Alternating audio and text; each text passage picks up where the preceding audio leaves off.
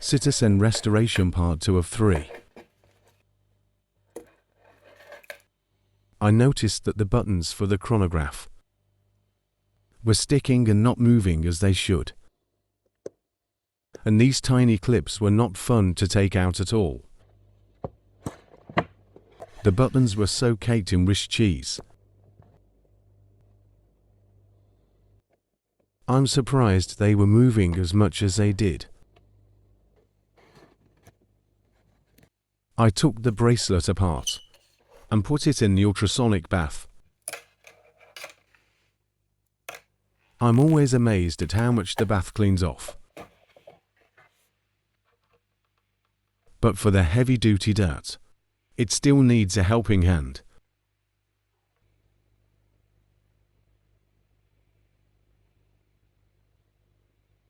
Please watch